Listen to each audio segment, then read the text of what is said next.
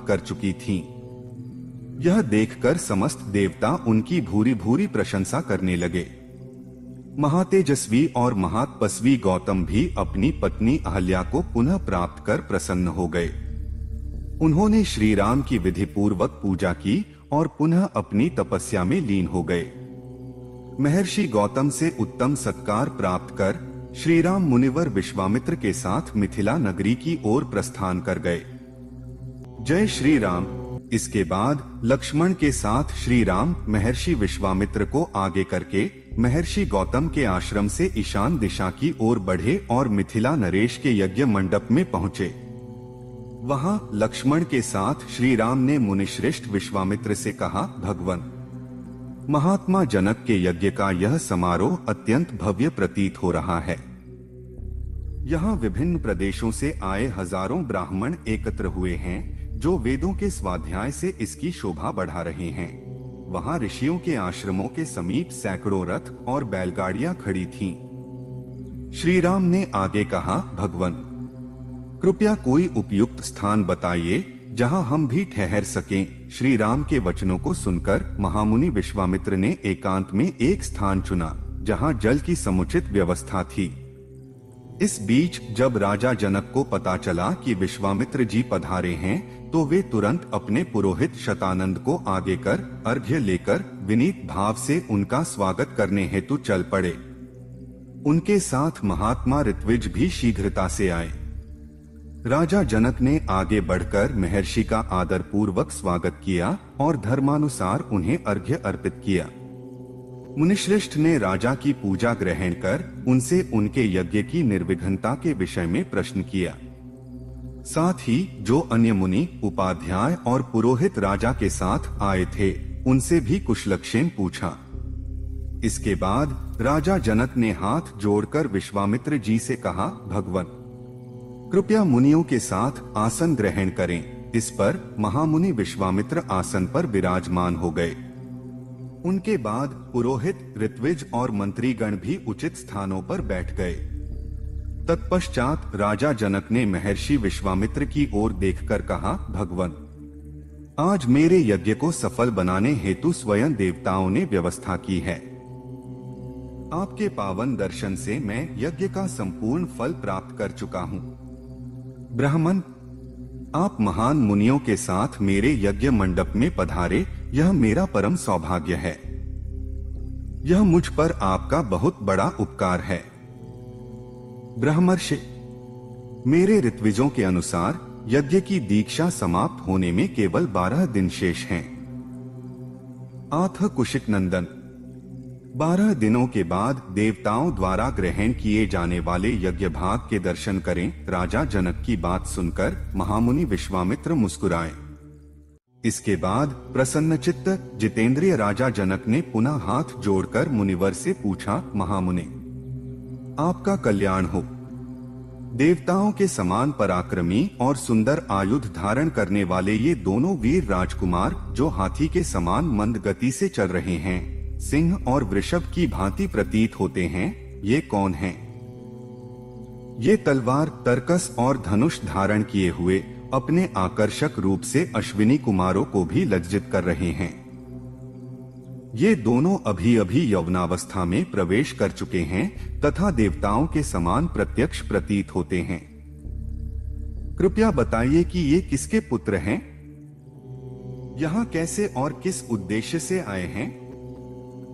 ये दोनों जैसे सूर्य और चंद्रमा से आकाश की शोभा बढ़ती है, वैसे ही इस भूमि को आभायुक्त कर रहे हैं। इनका परिचय एवं वृत्तांत सुनने की मेरी अत्यंत इच्छा है। राजा जनक के इस प्रश्न को सुनकर आत्मबल से संपन्न विश्वामित्र जी ने उत्तर दिया, राजन, ये दोनों महाराज दशरथ के पुत्र हैं। इसके बाद महर्षि ने उन दोनों के सिद्धाश्रम में निवास, राक्षसों के वध, निर्भयता से मिथिला तक के आगमन, विशालापुरी के दर्शन, अहल्या के उद्धार और महर्षि गौतम के साथ उनके समागम की कथा विस्तार से सुनाई। अंत में उन्होंने बताया कि ये दोनों यहाँ उपस्थित धनुष के विषय में अधिक जानने की जिज्ञासा रखते हैं। महर्षि विश्वामित्र ने राजा जनक से ये बातें कहकर मौन धारण कर लिया। जय श्री राम। परम बुद्धिमान विश्वामित्र जी की वह बात सुनकर महातेजस्वी और तपस्वी शतानंद जी के शरीर में रोमांच उत्पन्न हो गया। वे महर्षि गौतम के ज्येष्ठ पुत्र थे। उनकी तपस्या से उनका तेज और अधिक बढ़ गया था। श्री रामचंद्र जी के दर्शन मात्र से वे अत्यंत विस्मित हो गए। जब उन्होंने दोनों राजकुमारों को सुखपूर्वक बैठे देखा तो उन्होंने मुनिश्रेष्ठ विश्वामित्र जी से पूछा, मुनिवर, मेरी पूजनीय माता अहल्या बहुत वर्षों से तपस्या कर रही थीं। क्या आपने राजकुमार श्री राम को उनके दर्शन कराए? क्या मेरी तेजस्विनी माता अहल्या ने वन में मिलने वाले फल फूल आदि से समस्त प्राणियों के पूजनीय श्री रामचंद्र जी का पूजन किया था? महान मुनि, क्या आपने श्री राम को वह प्राचीन कथा सुनाई थी जिसमें मेरी माता के साथ देवराज इंद्र द्वारा किया गया छल और अन्याय हुआ था? मुनिश्रेष्ठ कौशिक, क्या श्री राम के दर्शन और कृपा से मेरी माता शाप मुक्त होकर पिताजी से जा मिली? कुशिक नंदन, क्या मेरे पूज्य पिताजी ने श्री राम का आदर पूर्वक पूजन किया था? क्या उनकी पूजा ग्रहण करके श्री राम यहाँ पधारे हैं? विश्वामित्र जी, क्या मेरे माता पिता द्वारा सम्मानित किए जाने के पश्चात श्री राम ने शांत चित्त से मेरे पूज्य पिताजी को प्रणाम किया? शतानंद का यह प्रश्न सुनकर वाक्पटु महामुनि विश्वामित्र जी ने उनसे कहा, मुनिश्रेष्ठ, मैंने कुछ भी अनकहा नहीं छोड़ा है। मेरा जो कर्तव्य था वह मैंने पूरा किया।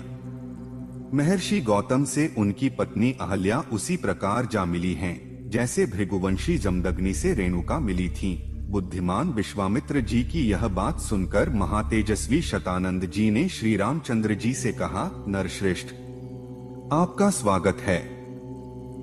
रघुनंदन, मेरा सौभाग्य है कि आप पराजित न होने वाले महर्षि विश्वामित्र को आगे करके यहाँ पधारे। महर्षि विश्वामित्र के कर्म अचिंत्य हैं। उन्होंने तपस्या के बल पर ब्रह्मर्षि पद प्राप्त किया है। उनकी महिमा अपरंपार है और वे अत्यंत तेजस्वी हैं। मैं इन्हें भली भांति जानता हूँ। ये संपूर्ण जगत के हितैषी हैं। इस धरती पर आपसे अधिक सौभाग्यशाली कोई नहीं हो सकता, क्योंकि कुशिक नंदन विश्वामित्र स्वयं आपके रक्षक हैं, जिन्होंने घोर तपस्या की है। अब मैं आपको महात्मा कौशिक के बल और स्वरूप का वास्तविक वर्णन करता हूँ। ध्यान देकर सुनिए।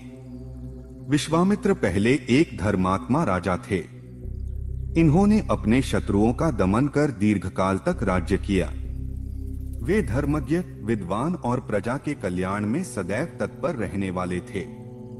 प्राचीन काल में कुश नामक एक प्रसिद्ध राजा हुए जो प्रजापति के पुत्र थे। उनके पुत्र कुशनाभ भी अत्यंत धर्मात्मा थे। कुशनाभ के पुत्र गाधी के नाम से विख्यात हुए और उन्हीं गाधी के पुत्र हैं महातेजस्वी महामुनि विश्वामित्र।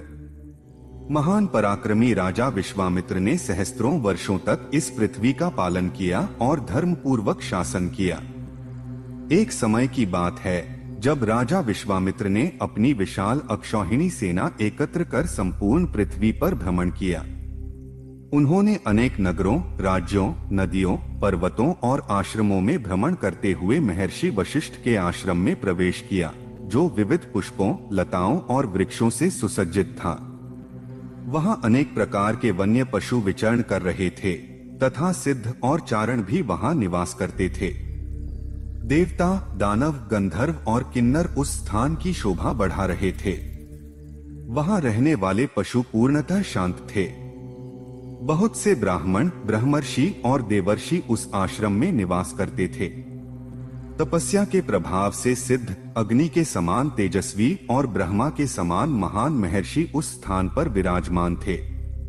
उनमें से कुछ केवल जल पीकर रहते थे तो कुछ वायु सेवन कर जीवन यापन करते थे। कुछ महात्मा फल और मूल ग्रहण करते थे, जबकि कुछ केवल सूखे पत्तों पर निर्वाह करते थे। मन और इंद्रियों पर संयम रखने वाले ऋषि जप और हवन में लीन रहते थे।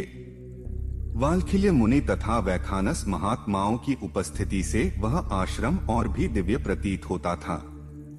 इन सभी विशेषताओं के कारण महर्षि वशिष्ठ का वह आश्रम मानो स्वयं ब्रह्मलोक के समान प्रतीत होता था।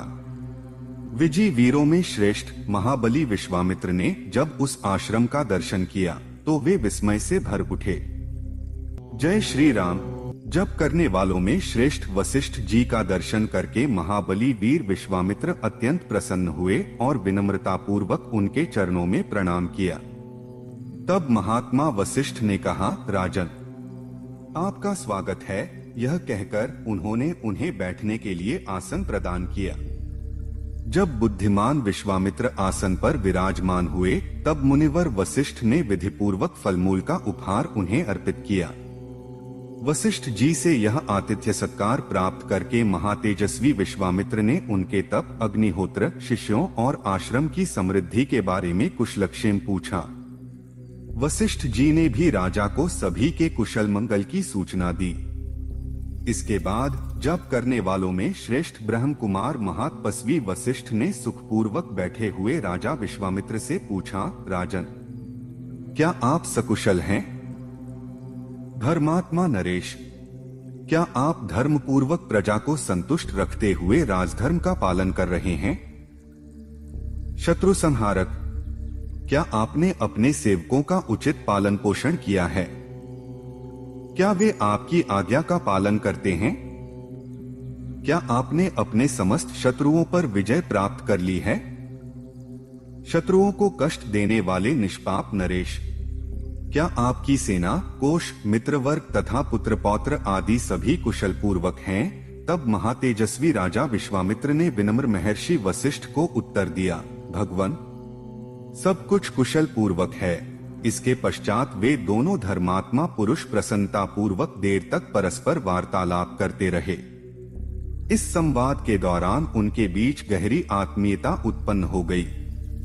रघुनंदन, वार्तालाप के बाद भगवान वशिष्ठ ने हंसते हुए विश्वामित्र से कहा, महाबली नरेश, आपका प्रभाव अपार है।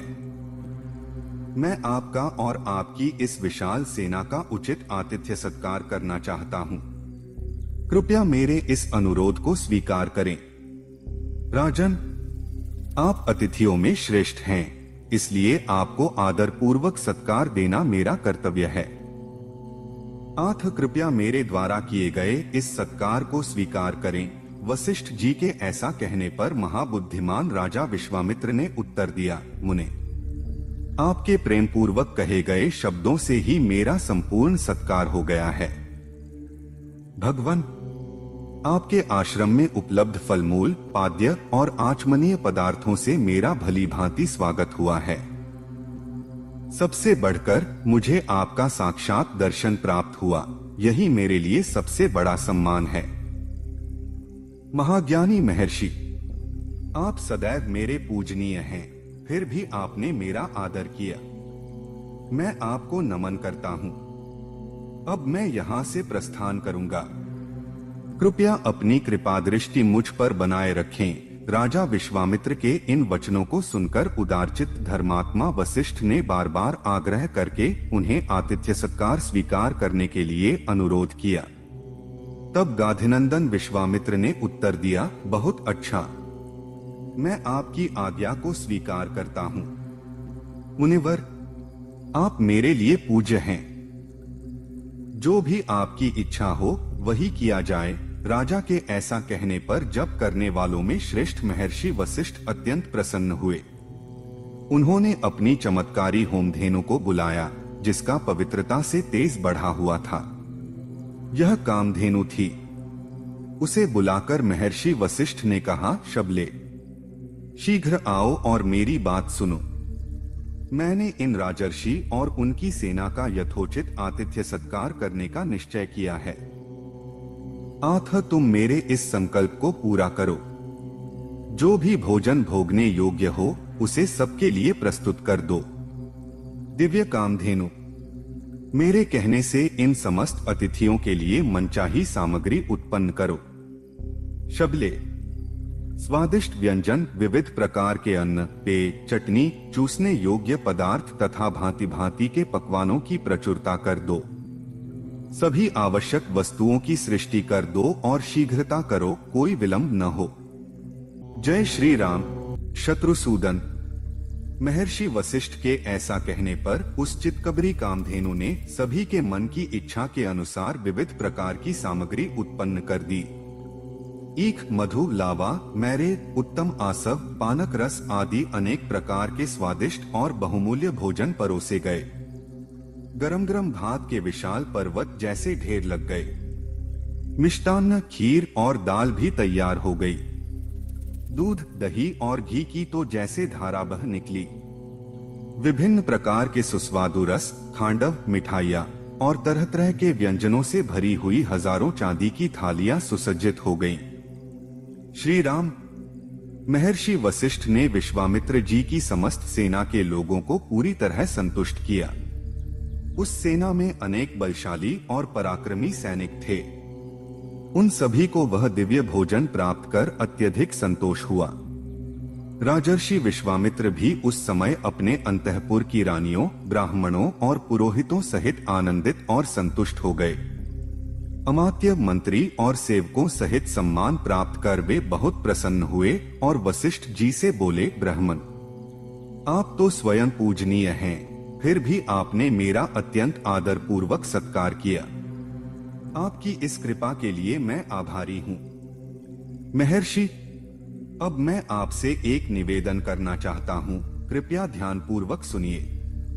भगवान, आप मुझसे 1,00,000 गायें स्वीकार कर इस चित्कबरी कामधेनु को मुझे प्रदान कर दें, क्योंकि यह गौ अद्भुत गुणों वाली है और इसका उपयोग राजा ही कर सकता है। आर्थ धर्म के अनुसार यह मेरे योग्य है, कृपया इसे मुझे दे दीजिए। विश्वामित्र के ऐसा कहने पर धर्मात्मा महर्षि वशिष्ठ ने उत्तर दिया, शत्रुनाशक नरेश, मैं 1,00,000 नहीं बल्कि 100 करोड़ गायें या चांदी के ढेर मिलने पर भी इस शबला को नहीं दूंगा।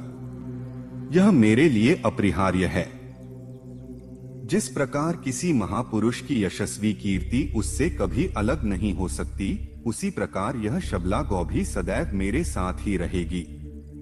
मेरा यज्ञ, हवन, बलि, स्वाहा, वषट्कार और समस्त धार्मिक क्रियाएं इस कामधेनु पर ही निर्भर हैं। राजर्षि, मेरा समस्त जीवन निर्वाह इसी गौ पर आधारित है। यह मेरे लिए परम आवश्यक है, इसलिए मैं इसे आपको किसी भी मूल्य पर नहीं दे सकता। वशिष्ठ जी की यह बात सुनकर बातचीत में निपुण विश्वामित्र अत्यंत क्रोधित हो गए और बोले, महर्षि, मैं आपको 14,000 ऐसे हाथी दे रहा हूँ जो स्वर्ण जटित रस्सियों और आभूषणों से सुसज्जित होंगे। पूज्य मुनि, इसके अतिरिक्त मैं आपको 800 स्वर्ण जटित रथ भेंट करूंगा, जिनमें चमकते हुए सुनहरे घंटे और घुंघरू लगे होंगे। हर रथ में 4-4 उत्तम नस्ल के श्वेत अश्व जुड़े होंगे। साथ ही उत्तम जाति और उत्तम क्षेत्र में उत्पन्न 11,000 महातेजस्वी घोड़े भी आपकी सेवा में अर्पित करूंगा। इतना ही नहीं, विभिन्न रंगों वाली 1 करोड़ नवयुवा गायें भी आपको दूंगा। कृपया इसके बदले मुझे यह शबला दे दीजिए। ब्राह्मण श्रेष्ठ, इसके अतिरिक्त भी यदि आप सोना या अन्य बहुमूल्य संपत्ति मांगेंगे तो मैं आपको देने को तैयार हूँ, बस यह चित्कबरी गौ मुझे सौंप दीजिए। बुद्धिमान विश्वामित्र के इस प्रस्ताव पर भगवान वशिष्ठ ने दृढ़ता से उत्तर दिया, राजन, मैं किसी भी स्थिति में यह चित्कबरी गौ आपको नहीं दूंगा। यही मेरी संपत्ति है, यही मेरा धन है, यही मेरा सर्वस्व है और यही मेरा जीवन है। राजन, मेरे दर्श, पौर्णमास, प्रचुर दक्षिणा वाले यज्ञ और अन्य समस्त पुण्य कर्म सभी इस गौ पर आधारित हैं। नरेश्वर, मेरे सारे शुभ कार्यों का मूल यही है, इसमें कोई संदेह नहीं। आथ व्यर्थ की वार्ता का कोई लाभ नहीं। मैं इस कामधेनु को किसी भी स्थिति में नहीं दूंगा। जय श्री राम। जब महर्षि वशिष्ठ किसी भी तरह से कामधेनु गौ को देने के लिए राजी नहीं हुए, तब राजा विश्वामित्र ने बलपूर्वक उस चित्कबरी गौ को खींचकर ले जाने का प्रयास किया। रघुनंदन, जब महान प्रतापी राजा विश्वामित्र उसे जबरदस्ती ले जाने लगे तब वह गौ अत्यंत दुखी होकर मन ही मन रोने लगी और विचार करने लगी, अरे क्या महर्षि वशिष्ठ ने सचमुच मुझे त्याग दिया है, जो ये राजा के सैनिक मुझे इस असहाय और दुखी गौ को बलपूर्वक खींचकर ले जा रहे हैं। शुद्ध अंतःकरण वाले उन महर्षि से मैंने कौन सा अपराध किया है कि वे जो धर्मात्मा हैं मुझे निरपराध और अपनी भक्त मानकर भी छोड़ रहे हैं। शत्रुनाशक। यह सोचकर वह गौ बार बार गहरी सांसें लेने लगी और राजा के उन सैकड़ों सैनिकों को झटककर बहुत तेज गति से महातेजस्वी वशिष्ठ मुनि के पास जा पहुंची। वह शबला गौ वायु के वेग से दौड़कर महर्षि वशिष्ठ के चरणों के पास पहुंची और उनके सामने खड़ी होकर गहरे स्वर में रोते हुए बोली, भगवान ब्रह्मर्षि, क्या आपने मुझे त्याग दिया है, जो ये राजा के सैनिक मुझे आपके आश्रम से दूर ले जा रहे हैं।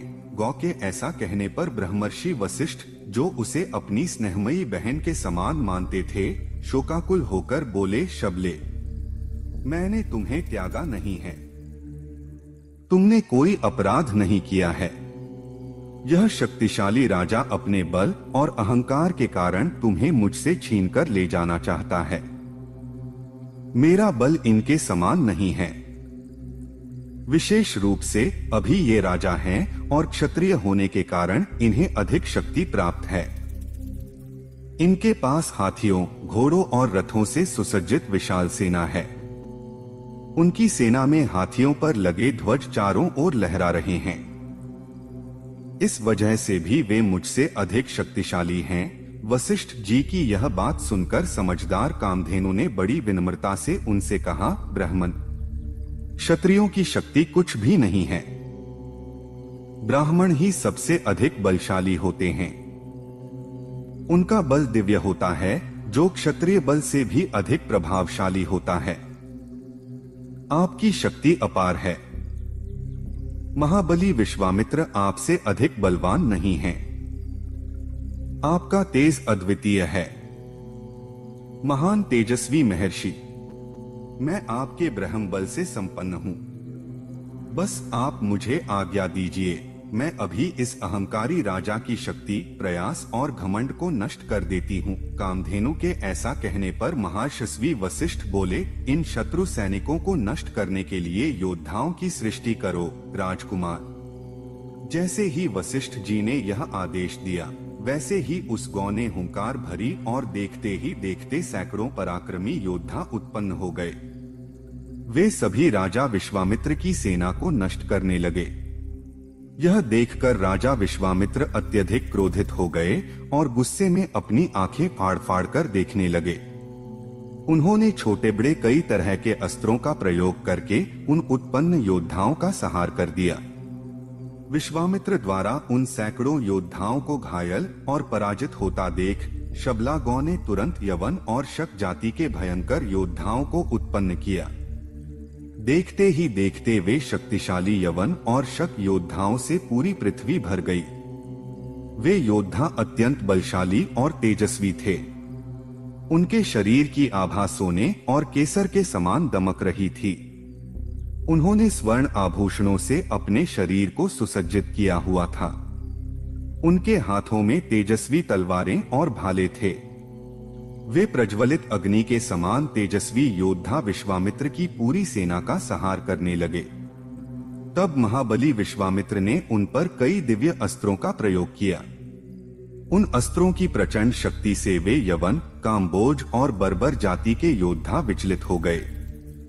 जय श्री राम। विश्वामित्र के अस्त्रों से घायल और विचलित होते हुए अपनी सेना को देख वशिष्ठ जी ने फिर आदेश दिया, कामधेनु, अब अपने योग बल से अन्य योद्धाओं की उत्पत्ति करो। तब उस गौ ने फिर हुंकार किया। उसके गर्जन से सूर्य के समान तेजस्वी काम्बोज योद्धा उत्पन्न हुए। उसके थनों से हथियारों से सुसज्जित बर्बर योद्धा प्रकट हुए। योनिदेश से यवन और गोबर के स्थान से शक उत्पन्न हुए। रोमकूपों से म्लेच्छ, हारीत और किरात योद्धा प्रकट हुए। रघुनंदन, इन सभी वीरों ने अपनी पैदल सेना, हाथी, घोड़े और रथों सहित विश्वामित्र की पूरी सेना का संहार कर दिया। जब अपनी सेना को पूरी तरह नष्ट होते देखा तो विश्वामित्र के 100 पुत्र क्रोध से भर गए। वे विभिन्न अस्त्र शस्त्र लेकर महान तपस्वी वशिष्ठ मुनि पर आक्रमण करने दौड़ पड़े, लेकिन वशिष्ठ जी ने केवल हुंकार भरी, जिससे सभी तुरंत जलकर भस्म हो गए। महर्षि वशिष्ठ के प्रचंड तेज से विश्वामित्र के सभी पुत्र 2 ही घड़ी में अपने घोड़ों, रथों और पैदल सैनिकों सहित भस्म हो गए। अपने सभी पुत्रों और विशाल सेना के विनाश को देखकर महायशस्वी विश्वामित्र अत्यंत लज्जित और चिंता में पड़ गए। उनका पूरा पराक्रम समुद्र की शांति के समान ठहर गया। वे उसी सर्प के समान निर्बल हो गए जिसके दांत तोड़ दिए गए हों और राहु से ग्रस्त सूर्य की तरह निस्तेज हो गए। पुत्रों और सेना के नष्ट हो जाने से वे पंख कटे हुए पक्षी की तरह असहाय और दुखी महसूस करने लगे। उनका सारा उत्साह और बल समाप्त हो गया। वे मन ही मन अत्यंत व्यथित हो उठे। उनका केवल एक पुत्र जीवित बचा था। उन्होंने उसे राजगद्दी पर बैठाया और राज्य की रक्षा करने का आदेश दिया। क्षत्रिय धर्म का पालन करने की आज्ञा देकर वे वन की ओर चले गए। हिमालय के पार जो किन्नरों और नागों से सेवित क्षेत्र था, वहां जाकर उन्होंने महादेव जी की आराधना के लिए महान तपस्या शुरू कर दी। कुछ समय के बाद वरदान देने वाले भगवान वृषभध्वज शिव प्रकट हुए और बोले, राजन, किस उद्देश्य से इतनी कठोर तपस्या कर रहे हो? बताओ, तुम्हारी क्या इच्छा है? मैं तुम्हें वर देने के लिए यहाँ आया हूँ। जो वरदान तुम चाहते हो उसे मांगो। महादेव जी के इस वचन को सुनकर तपस्वी विश्वामित्र ने उन्हें प्रणाम किया और कहा, हे निष्पाप महादेव, यदि आप मुझ पर प्रसन्न हैं, तो मुझे धनुर्वेद का पूरा ज्ञान अंग उपांग उपनिषद और रहस्यों सहित प्रदान करें। देवेश्वर, देवताओं, दानवों, महर्षियों, गंधर्वों, यक्षों और राक्षसों के पास जो भी दिव्य अस्त्र हैं, वे सभी आपकी कृपा से मेरे हृदय में स्फुरित हों। यही मेरा परम उद्देश्य है। तब भगवान शंकर ने एवंस्तु कहा और अंतर्धान हो गए। महादेव से दिव्य अस्त्र प्राप्त करके महाबली विश्वामित्र का अहंकार बहुत बढ़ गया। वे घमंड में भर गए। जिस प्रकार पूर्णिमा के दिन समुद्र अपनी सीमाएं लांघने लगता है, उसी प्रकार वे अपनी शक्ति से स्वयं को और भी अधिक महाबली मानने लगे। श्री राम। विश्वामित्र ने उस समय महर्षि वशिष्ठ को मृत मान लिया। इसके बाद वे पृथ्वीपति विश्वामित्र वशिष्ठ के आश्रम में पहुंचे और वहां अपने दिव्य अस्त्रों का प्रयोग करने लगे। उनके तेज से पूरा तपोवन जलने लगा। बुद्धिमान विश्वामित्र के बढ़ते हुए अस्त्र तेज को देखकर वहां रहने वाले सैकड़ों मुनि भयभीत होकर सभी दिशाओं में भागने लगे।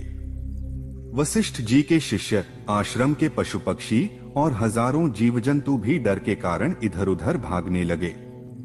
महात्मा वशिष्ठ का आश्रम पूरी तरह वीरान हो गया। केवल 2 घड़ी में वह स्थान निर्जन भूमि के समान सुनसान हो गया।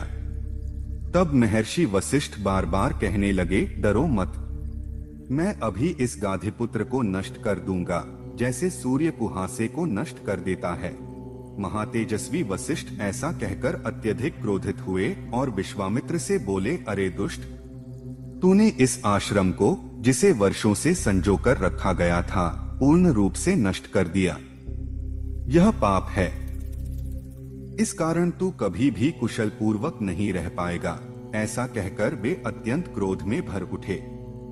वे धूम रहित प्रचंड अग्नि के समान प्रज्वलित हो गए और एक भयंकर दंड हाथ में उठाकर युद्ध के लिए तैयार हो गए। जय श्री राम। वशिष्ठ जी के ऐसा कहने पर महाबली विश्वामित्र ने आग्नेयास्त्र उठाकर कहा, अरे खड़ा रह, सामना कर। उस समय ब्रह्मदंड को उठाते हुए भगवान वशिष्ठ ने क्रोध में कहा, हे क्षत्रियाधम, देख मैं यहाँ खड़ा हूँ। जो भी शक्ति तेरे पास है दिखा दे। गाधिपुत्र, आज मैं तेरे अस्त्र शस्त्रों के ज्ञान के अभिमान को मिट्टी में मिला दूंगा।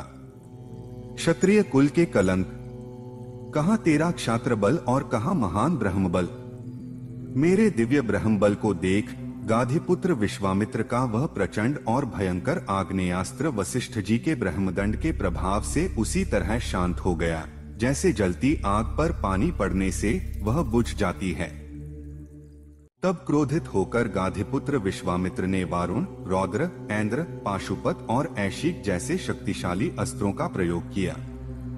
रघुनंदन, इसके बाद उन्होंने क्रमशः मानव, मोहन, गंधर्व, स्वापन, जृंभण, मादन, संतापन, विलापन, शोषण, विदारण, सुदुर्जय वज्रास्त्र, ब्रह्मपाश, कालपाश, वारुणपाश, पिनाकास्त्र, सूखी गीली 2 प्रकार की अश्नि, दंडास्त्र, पैशाचास्त्र, क्रौचास्त्र, धर्मचक्र, कालचक्र, विष्णुचक्र, वायव्यास्त्र, मंथनास्त्र, हैशिरा, 2 प्रकार की शक्ति, कंकाल, मुसल, महान वैद्याधरास्त्र, दारुण कालास्त्र, भयंकर त्रिशूलास्त्र, कापालास्त्र और कंकणास्त्र जैसे शक्तिशाली अस्त्र शस्त्र वशिष्ठ जी के विरुद्ध चला दिए। महर्षि वशिष्ठ पर इतने अस्त्रों का प्रहार किसी आश्चर्य से कम न था, लेकिन ब्रह्मा के पुत्र वशिष्ठ जी ने उन सभी अस्त्रों को मात्र अपने ब्रह्मदंड से ही नष्ट कर दिया। जब सभी अस्त्र निष्प्रभावी हो गए, तब गाधिनंदन विश्वामित्र ने ब्रह्मास्त्र का संधान किया। जैसे ही ब्रह्मास्त्र उठाया गया, अग्नि और अन्य देवता, देवर्षि, गंधर्व और बड़े बड़े नाग भी भयभीत हो उठे। ब्रह्मास्त्र के प्रभाव से तीनों लोकों के प्राणी थर्रा उठे, परंतु वशिष्ठ जी ने अपने ब्रह्म तेज के प्रभाव से उस महाभयंकर ब्रह्मास्त्र को भी ब्रह्मदंड के द्वारा निष्क्रिय कर दिया। ब्रह्मास्त्र को शांत करते समय वशिष्ठ जी का रौद्र रूप तीनों लोकों को भय से भर देने वाला और अत्यंत भयंकर प्रतीत हो रहा था। उनके शरीर के रोमकूपों से अग्नि की लपटें निकलने लगी। उनके हाथ में उठा हुआ ब्रह्मदंड बिना धुएं की जलती प्रचंड अग्नि के समान प्रज्वलित हो रहा था। उस समय समस्त मुनिगण वशिष्ठ मुनि की स्तुति करते हुए बोले, हे ब्रह्मन, आपकी शक्ति अपार है, कृपया अपने तेज को नियंत्रित करें। महाबली विश्वामित्र पराजित हो चुके हैं। मुनिश्रेष्ठ, आपकी शक्ति अद्वितीय है।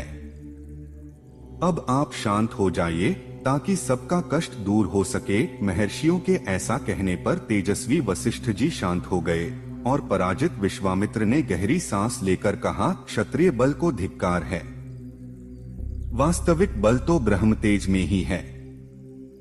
आज एक ब्रह्मदंड ने मेरे सभी अस्त्रों को निष्क्रिय कर दिया।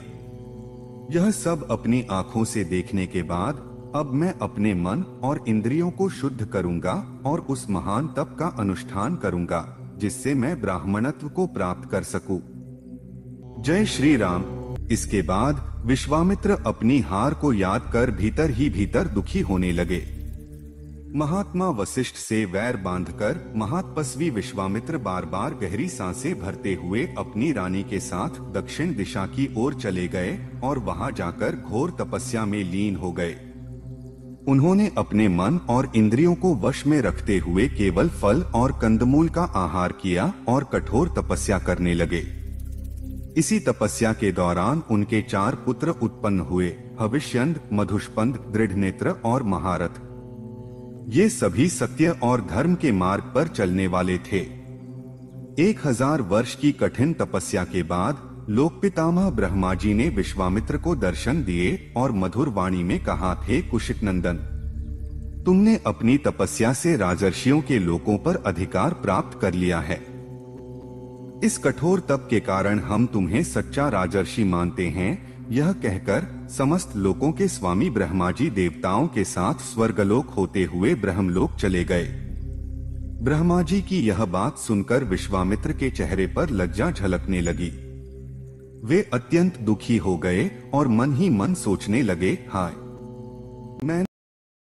मैं आपके चरणों में सिर झुकाकर यह प्रार्थना करता हूँ कि आप मेरी अभीष्ट सिद्धि के लिए ऐसा यज्ञ कराएं जिससे मैं अपने शरीर के साथ स्वर्गलोक पहुँच सकूं। हे तपस्वियों, महात्मा वशिष्ठ के मना करने के बाद अब मेरे पास आपकी शरण में आने के अलावा कोई और मार्ग नहीं बचा है। समस्त इक्ष्वाकु वंश के लिए महर्षि वशिष्ठ ही परम बोले, अज्ञानी, जब तुम्हारे सत्यवादी गुरु ने तुम्हें मना कर दिया तो फिर तुमने उनका आदेश न मानकर किसी और का सहारा क्यों लिया? समस्त इक्ष्वाकुवंशी क्षत्रियों के लिए महर्षि वशिष्ठ ही सबसे श्रेष्ठ मार्गदर्शक हैं। उनके कहे वचन को कोई भी टाल नहीं सकता। जिस यज्ञ को महात्मा वशिष्ठ ने असंभव बताया है, उसे हम कैसे कर सकते हैं? हे नरश्रेष्ठ, तुम अभी अपरिपक्व हो, अपने नगर वापस लौट जाओ। हे पृथ्वीनाथ, महर्षि वशिष्ठ तीनों लोकों में यज्ञ संपन्न कराने में सक्षम हैं, फिर हम उनका अपमान कैसे कर सकते हैं? गुरुपुत्रों के इस कठोर वचन को सुनकर राजा त्रिशंकु ने हाथ जोड़कर फिर कहा, हे तपस्वियों, महर्षि वशिष्ठ ने तो मुझे पहले ही ठुकरा दिया था और अब आप लोग भी मेरी प्रार्थना स्वीकार नहीं कर रहे हैं। इसलिए अब मैं किसी और की शरण लूंगा।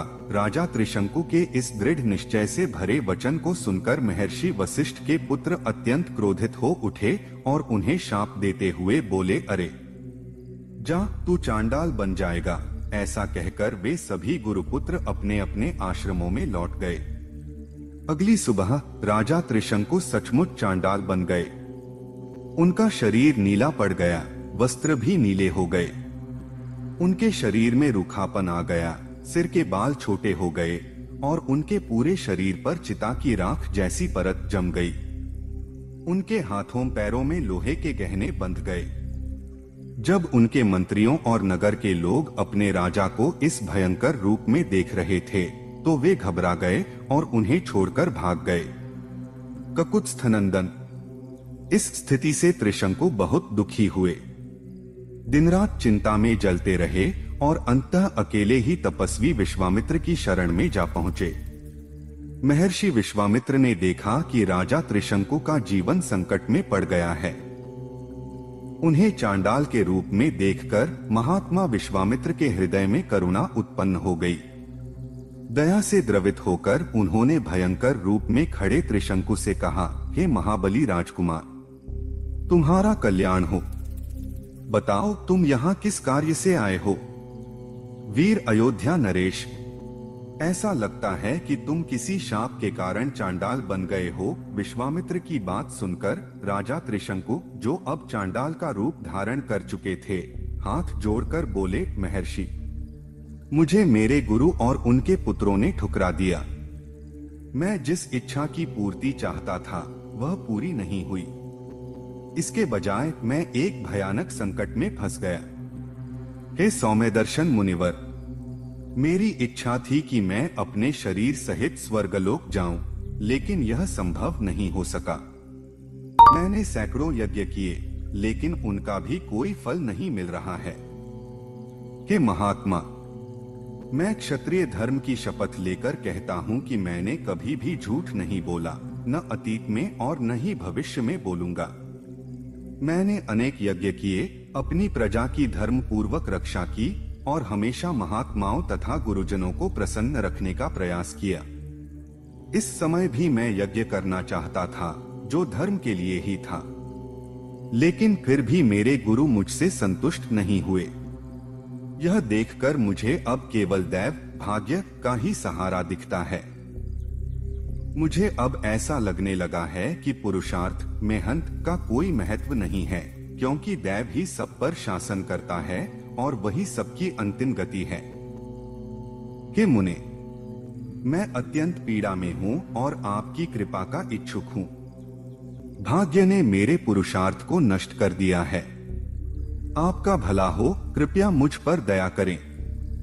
अब मैं आपके अलावा किसी और की शरण में नहीं जाऊंगा, क्योंकि मेरे लिए अब कोई और सहारा नहीं है। केवल आप ही अपने पुरुषार्थ से मेरे दुर्भाग्य को दूर कर सकते हैं। जय श्री राम। शतानंद जी कहते हैं, श्री राम, जब राजा त्रिशंकु, जो स्वयं चांडाल स्वरूप को प्राप्त हो चुके थे, ने पहले कहे गए अपने वचन दोहराए, तो महर्षि विश्वामित्र उनके प्रति करुणा से भर गए और कोमल वाणी में बोले, वत्स, इक्ष्वाकु वंश के नंदन, तुम्हारा स्वागत है। मैं जानता हूं कि तुम धर्मपरायण हो। श्रेष्ठ राजा, भय मत करो, मैं तुम्हें अपनी शरण में लेता हूं। राजन, तुम्हारे यज्ञ में सहायता देने वाले सभी पुण्यशील महर्षियों को मैं आमंत्रित करता हूँ। उसके बाद तुम प्रसन्नता से यज्ञ कर सकते हो। गुरु के श्राप के कारण तुम्हें यह नया स्वरूप मिला है, लेकिन इसी रूप में तुम अपने शरीर सहित स्वर्गलोक को जाओगे। राजन, क्योंकि तुम शरणागतों की रक्षा करने वाले विश्वामित्र की शरण में आ गए हो, इसलिए मैं यह निश्चित मानता हूँ कि स्वर्गलोक अब तुम्हारे अधिकार में है। ऐसा कहकर तेजस्वी विश्वामित्र ने अपने धर्मनिष्ठ और विद्वान पुत्रों को यज्ञ की सामग्रियों को एकत्रित करने का आदेश दिया। इसके बाद उन्होंने अपने सभी शिष्यों को बुलाकर कहा, तुम लोग मेरी आज्ञा से सभी महर्षियों और मुनियों को आमंत्रित करो। इनमें वशिष्ठ के पुत्र, उनके शिष्य, उनके मित्र और यज्ञ के ऋत्विज भी सम्मिलित हों। जिसे मेरा संदेश मिले वह चाहे कोई भी हो, यदि इस यज्ञ को लेकर कोई अवमानना की बात कहे तो तुरंत मुझे आकर सूचित करना। गुरु की आज्ञा पाकर सभी शिष्य चारों दिशाओं में प्रस्थान कर गए। शीघ्र ही समस्त दिशाओं से ब्रह्मवेत्ता मुनि यज्ञ में सम्मिलित होने के लिए आने लगे। कुछ समय बाद विश्वामित्र के शिष्य पहले लौट आए और उन्होंने सभी ब्रह्मर्षियों द्वारा कही गई बातें गुरु को बताईं। वे बोले, गुरुदेव, आपका आदेश सुनकर सभी ब्राह्मण जो विभिन्न स्थानों पर रहते हैं यहाँ आ रहे हैं। केवल महोदय नामक ऋषि और वशिष्ठ पुत्रों को छोड़कर सभी महर्षि इस यज्ञ के लिए प्रस्थान कर चुके हैं। मुनिश्रेष्ठ, वशिष्ठ के 100 पुत्रों ने क्रोध से भरी वाणी में जो कुछ कहा है उसे सुनिए।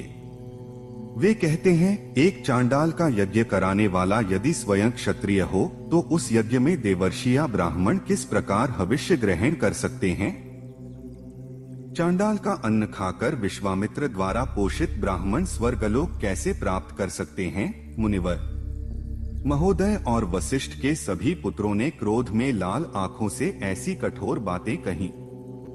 यह सुनकर मुनिवर विश्वामित्र भी अत्यंत क्रोधित हो गए। उनके नेत्र क्रोध से लाल हो उठे और वे बोले, मैं कठोर तपस्या में लीन हूँ और मुझ में कोई दोष या दुर्भावना नहीं है। फिर भी जो लोग मुझ पर आरोप लगाते हैं वे निश्चित ही अपने पाप कर्मों से नष्ट हो जाएंगे, इसमें कोई संदेह नहीं। आज ही वे काल के वश में होकर यमलोक चले जाएंगे। अब वे 700 जन्मों तक शूद्रों की रखवाली करेंगे। निश्चित रूप से कुत्ते का मांस खाने वाले और क्रूर चांडाल कुल में जन्म लेंगे। वे विकृत और कुरूप हो इस संसार में विचरेंगे। साथ ही वह दुर्बुद्धि महोदय जिसने मुझ जैसे निर्दोष को भी दोषी ठहराने का प्रयास किया, मेरे क्रोध के कारण लंबे समय तक निंदित रहेगा। वह हिंसा में प्रवृत्त, निर्दयी और निषाद योनि में जन्म लेकर अत्यंत दुर्गति को प्राप्त करेगा। ऋषियों के मध्य ऐसा कहकर महान तपस्वी, तेजस्वी और विद्वान मुनि विश्वामित्र शांत हो गए। जय श्री राम। शतानंद जी कहते हैं, श्री राम, जब महोदय और वशिष्ठ के पुत्र तपोबल से नष्ट हो गए तब तेजस्वी महर्षि विश्वामित्र ने ऋषियों के बीच कहा, मुनिवरों, यह राजा त्रिशंकु इक्ष्वाकु वंश में जन्मे हैं। ये एक प्रतिष्ठित राजा थे जो धर्मपरायण और दानशील रहे हैं। अब यह मेरी शरण में आए हैं और इनकी इच्छा है कि यह अपने इसी शरीर में देवलोक की प्राप्ति करें। इसलिए आप सभी मेरे साथ मिलकर ऐसा यज्ञ करें जिससे इन्हें इस शरीर में ही स्वर्गलोक की प्राप्ति हो सके। महर्षि विश्वामित्र की बात सुनकर सभी धर्मज्ञ महर्षियों ने एकत्र होकर विचार किया। कुशिक पुत्र विश्वामित्र क्रोधी स्वभाव के हैं। यह जो भी कह रहे हैं उसे पूर्ण करना आवश्यक है, इसमें संदेह नहीं। वे अत्यंत तेजस्वी हैं और यदि उनकी बात नहीं मानी गई तो वे रोषपूर्वक शाप दे सकते हैं। इसलिए हमें ऐसा यज्ञ करना चाहिए जिससे उनके तपोबल से इक्ष्वाकु वंश के त्रिशंकु सशरीर स्वर्गलोक जा सकें। यह निर्णय लेकर सभी महर्षियों ने यज्ञ की शुरुआत की। महातेजस्वी विश्वामित्र स्वयं इस यज्ञ में याजक बने। फिर क्रमशः वेदों और मंत्रों में पारंगत ब्राह्मण ऋत्विज्ञ बने, जिन्होंने शास्त्रों के अनुसार विधिपूर्वक मंत्रोच्चारण के साथ यज्ञ को संपन्न किया। इसके बाद महर्षि विश्वामित्र ने मंत्रों का विधिपूर्वक उच्चारण कर समस्त देवताओं का आह्वान किया ताकि वे यज्ञ का भाग ग्रहण करें, लेकिन देवता यज्ञ में भाग लेने नहीं आए। यह देखकर विश्वामित्र को अत्यंत क्रोध आया। उन्होंने क्रोधित होकर त्रिशंकु से कहा, राजन, अब मेरे तपोबल का प्रभाव देखो। मैं तुम्हें अपनी शक्ति से इसी शरीर में स्वर्गलोक भेजता हूँ। यदि मेरी तपस्या का कोई फल है तो उसी के प्रभाव से तुम सशरीर स्वर्गलोक जाओ। महर्षि विश्वामित्र के इतना कहते ही सभी ऋषियों के देखते देखते त्रिशंकु अपने शरीर सहित स्वर्गलोक की ओर जाने लगे। जब त्रिशंकु को स्वर्गलोक में पहुंचते देखा तब समस्त देवताओं के साथ देवराज इंद्र ने कहा, अविवेकी त्रिशंकु, तुम नीचे लौट जाओ, तुम्हारे लिए स्वर्ग में कोई स्थान नहीं। गुरु के शाप के कारण तुम्हारा पुण्य समाप्त हो चुका है, इसलिए अब नीचे गिरो। इंद्र के ऐसा कहते ही त्रिशंकु वापस पृथ्वी की ओर गिरने लगे। भयभीत होकर वे महर्षि विश्वामित्र को पुकारने लगे, गुरुदेव रक्षा कीजिए, रक्षा कीजिए। त्रिशंकु की यह करुण पुकार सुनकर महर्षि विश्वामित्र अत्यंत क्रोधित हो उठे। वे बोले, राजन, वहीं रुक जाओ, वहीं ठहर जाओ। उनके ऐसा कहने पर त्रिशंकु आकाश में ही लटके रह गए। इसके बाद तेजस्वी विश्वामित्र ने ऋषियों की सभा में नए सप्तर्षियों की रचना की और क्रोध में आकर नए नक्षत्रों की भी सृष्टि कर डाली। वे मन ही मन विचार करने लगे, अब मैं एक और इंद्र की रचना करूंगा या फिर मेरे बनाए हुए स्वर्गलोक में इंद्र के बिना ही सब कुछ होगा। यह निश्चय कर वे क्रोध पूर्वक नए देवताओं की सृष्टि करने लगे। यह देखकर समस्त देवता, असुर और ऋषि अत्यंत भयभीत हो गए। वे सभी महर्षि विश्वामित्र के पास आए और हाथ जोड़कर विनम्रता से बोले, महात्मन, त्रिशंकु गुरु के शाप से अपना पुण्य नष्ट कर चुके हैं और चांडाल योनि को प्राप्त हो गए हैं, इसलिए यह सशरीर स्वर्ग जाने के अधिकारी नहीं हो सकते। देवताओं की यह बात सुनकर मुनि विश्वामित्र ने दृढ़ स्वर में कहा, देवगण, मैंने त्रिशंकु को सशरीर स्वर्ग भेजने का संकल्प लिया है, इसलिए मैं अपनी प्रतिज्ञा को झूठा नहीं कर सकता। मेरी इच्छा है कि त्रिशंकु को सदा स्वर्गलोक का सुख प्राप्त होता रहे। मैंने जो नक्षत्र बनाए हैं वे स्थायी रहेंगे। जब तक यह संसार रहेगा तब तक मेरे द्वारा की गई यह सृष्टि भी बनी रहेगी। इसलिए देवगण, आप सभी इसका अनुमोदन करें। महर्षि विश्वामित्र की बात सुनकर देवता बोले, महर्षि, ऐसा ही होगा, आपका कल्याण हो। आपके रचे हुए नक्षत्र आकाश में प्रकाशित रहेंगे और इनके साथ ही त्रिशंकु भी सिर झुकाए इन्हीं नक्षत्रों के बीच स्थित रहेंगे। वहां इनकी स्थिति देवताओं के समान होगी और ये नक्षत्र इनके चारों ओर घूमते रहेंगे। इसके बाद समस्त देवताओं ने ऋषियों की सभा में महातेजस्वी और धर्मात्मा महर्षि विश्वामित्र की स्तुति की। इससे प्रसन्न होकर विश्वामित्र ने देवताओं के अनुरोध को स्वीकार कर लिया। नरश्रेष्ठ श्री राम, यज्ञ पूर्ण होने के बाद सभी देवता और तपस्वी महर्षि अपने अपने स्थानों को लौट गए जैसे वे आए थे। जय श्री राम। शतानंद जी कहते हैं, पुरुष सिंह श्री राम। जब यज्ञ में आए हुए सभी वनवासी ऋषि वहां से चले गए तब महातेजस्वी विश्वामित्र ने उनसे कहा, महर्षियों, इस दक्षिण दिशा में रहने से हमारी तपस्या में भारी विघ्न आ रहा है, इसलिए अब हम किसी दूसरी दिशा में चलेंगे और वहीं रहकर तपस्या करेंगे। विशाल पश्चिम दिशा में जो महात्मा ब्रह्मा जी के 3 पुष्कर हैं, उन्हीं के पास रहकर हम सुखपूर्वक तपस्या करेंगे, क्योंकि वह तपोवन बहुत ही आनंददायक और पवित्र है। ऐसा कहकर वे तेजस्वी महामुनि पुष्कर चले गए और वहां फलमूल का भोजन करके कठोर तपस्या करने लगे। इन्हीं दिनों अयोध्या के महाराज अम्बरीश ने एक यज्ञ की तैयारी शुरू की। जब वे यज्ञ की प्रक्रियाओं में लगे हुए थे तभी इंद्र ने उनके यज्ञपशु को चुरा लिया। पशु के लापता होने पर पुरोहित ने राजा से कहा, राजन, जो यज्ञपशु यहाँ लाया गया था वह आपकी लापरवाही के कारण खो गया। नरेश्वर, जो राजा यज्ञपशु की रक्षा नहीं करता उसे अनेक दोष घेर लेते हैं। पुरुषोत्तम, जब तक यज्ञ की प्रक्रिया आरंभ होती है उससे पहले ही खोए हुए पशु की खोज कर उसे यहाँ वापस ले आइए अथवा उसके स्थान पर किसी पुरुष को खरीद कर लाना ही इस दोष से मुक्त होने का एकमात्र उपाय है। पुरोहित की यह बात सुनकर बुद्धिमान और धर्मपरायण राजा अम्बरीश ने हजारों गांव के मूल्य पर खरीदने के लिए एक योग्य पुरुष की खोज शुरू की। रघुकुल श्रेष्ठ। विभिन्न देशों, नगरों, वनों तथा पवित्र आश्रमों में खोज करते हुए राजा अम्बरीश भृगुतुंग पर्वत पर पहुँचे। वहां उन्होंने महर्षि ऋचिक को अपनी पत्नी और पुत्रों के साथ बैठे देखा। अमित कांतिमान और महातेजस्वी राजर्षि अम्बरीश ने तपस्यारत महर्षि ऋचिक को प्रणाम किया और उन्हें प्रसन्न कर कहा। पहले तो उन्होंने मुनि से कुशलक्षेम पूछा, फिर निवेदन किया, हे भृगुनंदन, यदि आप 1,00,000 गौएं लेकर अपने किसी एक पुत्र को यज्ञपशु के रूप में देने को तैयार हो तो मैं धन्य हो जाऊंगा। मैंने संपूर्ण देश में खोज की लेकिन कहीं भी यज्ञ के लिए उपयुक्त पशु नहीं मिला, इसलिए उचित मूल्य लेकर आप अपने किसी एक पुत्र को मुझे देने की कृपा करें। यह सुनकर महर्षि ऋचिक बोले, नरश्रेष्ठ, मैं अपने ज्येष्ठ पुत्र को किसी भी स्थिति में नहीं बेचूंगा। महर्षि की यह बात सुनकर उनकी पत्नी ने राजा अम्बरीश से कहा, प्रभु, ऋषिवर कहते हैं कि ज्येष्ठ पुत्र को बेचना उचित नहीं, लेकिन आपको यह भी जानना चाहिए कि मेरा सबसे छोटा पुत्र शुनक मुझे अत्यंत प्रिय है, इसलिए मैं उसे भी आपको नहीं दूंगी।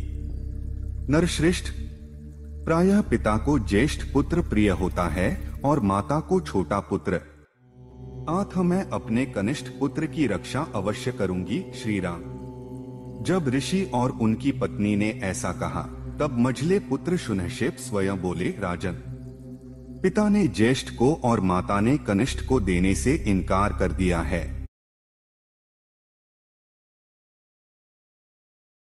इसलिए मैं समझता हूं कि उनके अनुसार मझला पुत्र ही यज्ञ के लिए योग्य है।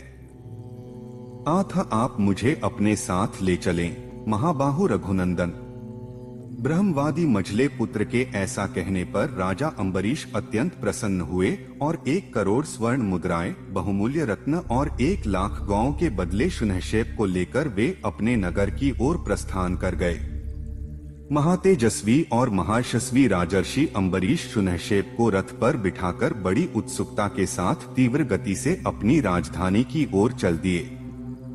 जय श्री राम।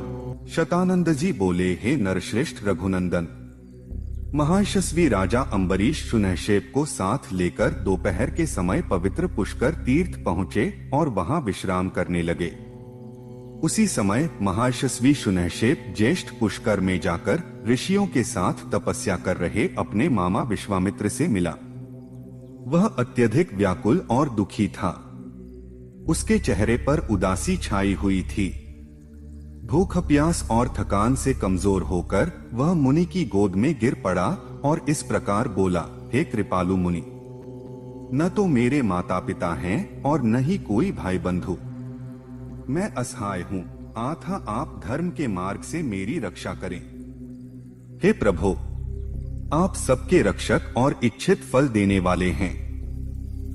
राजा अम्बरीश को उनका उद्देश्य पूरा हो और मुझे भी निष्कलंक होकर दीर्घायु प्राप्त कर श्रेष्ठ तपस्या के माध्यम से स्वर्गलोक की प्राप्ति हो, ऐसी कृपा करें। शुनहशेप की यह बात सुनकर महातपस्वी विश्वामित्र ने उसे सांत्वना दी और अपने पुत्रों से इस प्रकार बोले, बच्चों, एक सच्चे पिता अपने पुत्रों को सदैव धर्म के मार्ग पर चलने की शिक्षा देता है और अब समय आ गया है कि तुम अपने कर्तव्य का पालन करो। यह मुनि कुमार अपनी रक्षा के लिए मुझसे प्रार्थना कर रहा है, इसलिए तुम्हें इसे अपना जीवन देकर इसकी सहायता करनी चाहिए। तुम सभी पुण्यात्मा और धर्मपरायण हो, अतः इस यज्ञ में पशु बनकर अग्निदेव को तृप्त करो। इससे शुनहशेप की रक्षा हो जाएगी। राजा का यज्ञ भी बिना किसी विघ्न के पूर्ण होगा, देवता प्रसन्न होंगे और मेरी आज्ञा का पालन भी हो जाएगा। विश्वामित्र मुनि का यह वचन सुनकर उनके मधुच्छंद आदि पुत्रों ने अहंकार और अवहेलना के साथ उत्तर दिया, प्रभु, आप अपने स्वयं के पुत्रों को त्याग कर किसी और के पुत्र की रक्षा कैसे कर सकते हैं? जैसे पवित्र भोजन में किसी अशुद्ध वस्तु के गिरने से वह त्याज्य हो जाता है, वैसे ही अपने पुत्रों की रक्षा छोड़कर दूसरे के पुत्र की रक्षा करना हमें अनुचित प्रतीत होता है। अपने पुत्रों की यह बात सुनकर महर्षि विश्वामित्र क्रोधित हो गए। उनके नेत्र क्रोध से लाल हो उठे और उन्होंने कहा, अरे, तुम लोगों ने निर्भय होकर धर्म विरुद्ध और निंदनीय बात कह दी है। मेरी आज्ञा का उल्लंघन कर तुमने जो अनुचित वचन बोले हैं, उसके परिणाम स्वरूप तुम सभी वशिष्ठ के पुत्रों की भांति निम्न वर्ग में जन्म लोगे और 1000 वर्षों तक इस पृथ्वी पर रहोगे।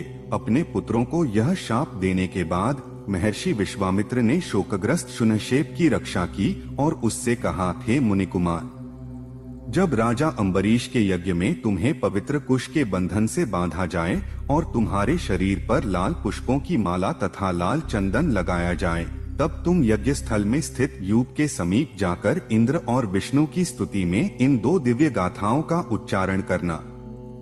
इससे तुम्हें मनोवांछित सिद्धि प्राप्त होगी। शून्यशेप ने एकाग्रचित्त होकर उन दोनों गाथाओं को कंठस्थ कर लिया और तत्पश्चात राजा अम्बरीश के पास जाकर शीघ्रता से कहा, राजेंद्र, अब हमें तुरंत चलना चाहिए। आप यज्ञ की दीक्षा लें और यज्ञ कार्य को पूर्ण करें। ऋषि कुमार के इन वचनों को सुनकर राजा अम्बरीश ने हर्षपूर्वक यज्ञशाला में प्रवेश किया। वहां उपस्थित महानुभावों की अनुमति से उन्होंने शून्यशेप को पवित्र कुश के बंधन से बांधा और यज्ञपशु के सभी लक्षणों से संपन्न कर उसे यज्ञ की विधि अनुसार लाल वस्त्र पहनाकर यूप में बांध दिया। इसके बाद शून्यशेप ने दिव्य वाणी से इंद्र और उपेंद्र देवताओं की स्तुति की। उसकी यह स्तुति सुनकर सहस्र नेत्रधारी इंद्र अत्यंत प्रसन्न हुए और उन्होंने शून्यशेप को दीर्घायु का वरदान दिया। हे श्री राम, राजा अम्बरीश ने भी इस यज्ञ के माध्यम से देवराज इंद्र की कृपा से श्रेष्ठ फल प्राप्त किया। इसके पश्चात महातपस्वी धर्मात्मा विश्वामित्र ने पुनः पुष्कर तीर्थ में 1000 वर्षों तक कठोर तपस्या की। जय श्री राम। शतानंद जी कहते हैं, श्री राम, जब 1000 वर्ष पूरे हुए तब उन्होंने व्रत समाप्ति के लिए स्नान किया। स्नान के बाद महामुनि विश्वामित्र के पास समस्त देवता उनकी तपस्या का फल देने की इच्छा से आए। उस समय महातेजस्वी ब्रह्मा जी ने मधुर वाणी में कहा, मुने, तुम्हारा कल्याण हो। अब तुम अपने अर्जित शुभ कर्मों के प्रभाव से ऋषि हो गए हो। ऐसा कहकर देवेश्वर ब्रह्मा जी पुनः स्वर्ग चले गए। इधर महातेजस्वी विश्वामित्र पुनः कठोर तपस्या में लग गए। नरश्रेष्ठ, इसके बाद बहुत समय बीतने पर परम सुंदरी अप्सरा मेनका पुष्कर में आई और वहां स्नान की तैयारी करने लगी। महातेजस्वी कुशिक नंदन विश्वामित्र ने वहां मेनका को देखा। उसके रूप और सौंदर्य की कोई तुलना नहीं थी। जैसे बादलों में बिजली चमकती हो, उसी प्रकार वह पुष्कर के जल में शोभायमान थी। उसे देखकर विश्वामित्र मुनि काम के अधीन हो गए और उससे बोले, अप्सरा, तेरा स्वागत है, तू मेरे इस आश्रम में निवास कर। तेरा भला हो, मैं काम से मोहित हो रहा हूँ, मुझ पर कृपा कर। उनके ऐसा कहने पर सुंदर कटिप्रदेश वाली मेनका वहां निवास करने लगी। इस प्रकार तपस्या में बहुत बड़ा विघ्न उत्पन्न हो गया। रघुनंदन, मेनका को विश्वामित्र के इस शांत आश्रम में रहते हुए 10 वर्ष बड़े आनंद से बीत गए। इतने वर्षों के बाद महामुनि विश्वामित्र स्वयं लज्जित हो गए और चिंता तथा शोक में डूब गए। रघुनंदन, मुनि के मन में क्रोधपूर्वक यह विचार उत्पन्न हुआ कि यह सब देवताओं की चाल है। उन्होंने मेरी तपस्या को भंग करने के लिए यह षड्यंत्र किया है। मैं काम के मोह में ऐसा फंस गया कि मेरे 10 वर्ष एक दिन रात के समान बीत गए। यह मेरी तपस्या में बहुत बड़ा विघ्न था। ऐसा सोचकर मुनिवर विश्वामित्र गहरी सांस लेते हुए पश्चाताप से दुखी हो गए। उस समय भयभीत मेनका हाथ जोड़कर कांपती हुई उनके सामने खड़ी हो गई। उसे देखकर कुशिकनंदन विश्वामित्र ने मधुर वचनों से उसे विदा कर दिया और स्वयं उत्तर पर्वत हिमालय की ओर चले गए। वहां उन महायशस्वी मुनि ने निश्चय किया कि वे कामदेव को जीतने के लिए कौशिकी नदी के तट पर जाकर कठोर तपस्या करेंगे।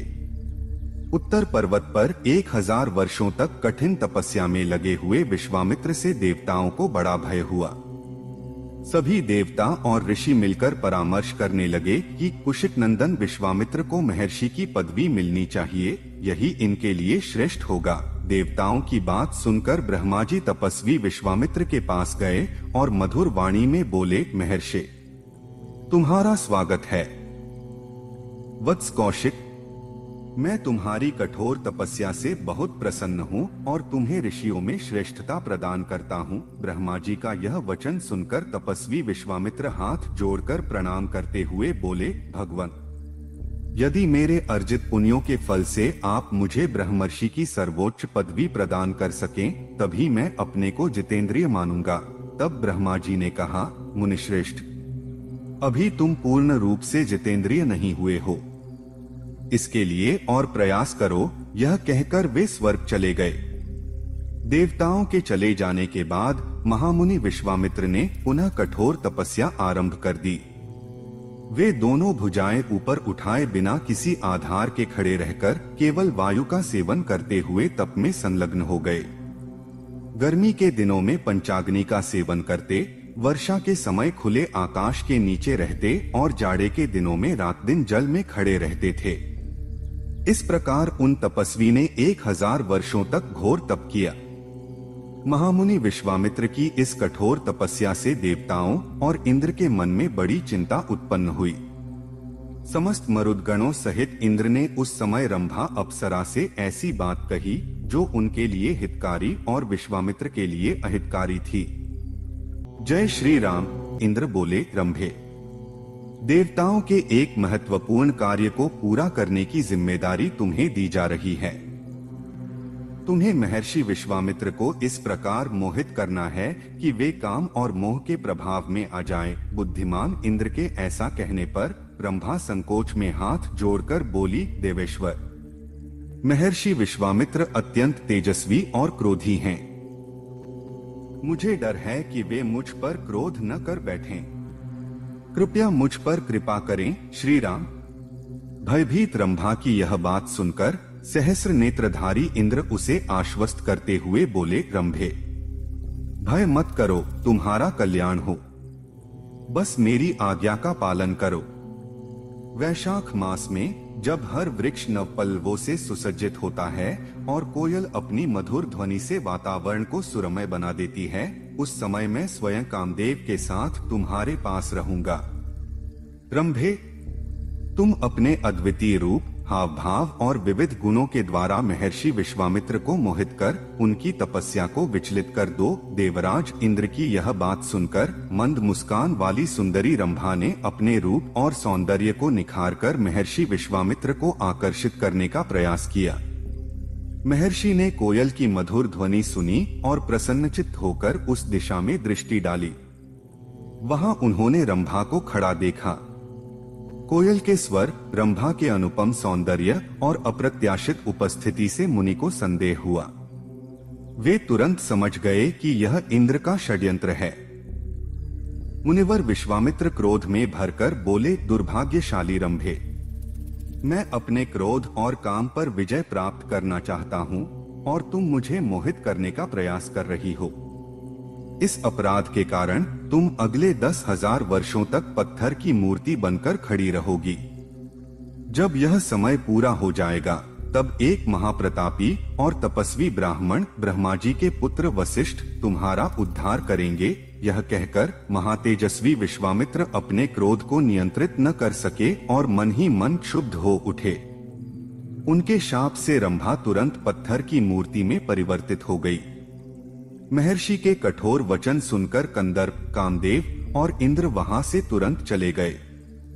विश्वामित्र को यह महसूस हुआ कि उनके क्रोध के कारण उनकी तपस्या का क्षय हो गया है और उनकी इंद्रियां अभी तक वश में नहीं आई हैं। यह सोचकर उन्होंने निश्चय किया, अब मैं न तो क्रोध करूंगा और न ही किसी भी परिस्थिति में कोई शब्द मुख से निकालूंगा, बल्कि मैं 100 वर्षों तक श्वास भी नहीं लूंगा। अपनी इंद्रियों को जीतकर इस शरीर को सुखा डालूंगा। जब तक मेरी तपस्या से अर्जित ब्राह्मणत्व मुझे प्राप्त नहीं हो जाता, तब तक चाहे अनंत वर्षों तक मुझे तप करना पड़े, मैं बिना अन्न जल ग्रहण किए खड़ा रहूंगा और श्वास तक नहीं लूंगा। तपस्या के दौरान मेरे शरीर के अंग कभी नष्ट नहीं होंगे। श्री राम। यह निश्चय करके मुनिवर विश्वामित्र ने पुनः 1000 वर्षों तक घोर तपस्या करने का संकल्प लिया। उन्होंने जो प्रतिज्ञा की थी, उसकी तुलना संसार में कहीं नहीं की जा सकती। जय श्री राम। शतानंद जी बोले, श्री राम। पूर्व में की गई प्रतिज्ञा के पश्चात महामुनि विश्वामित्र उत्तर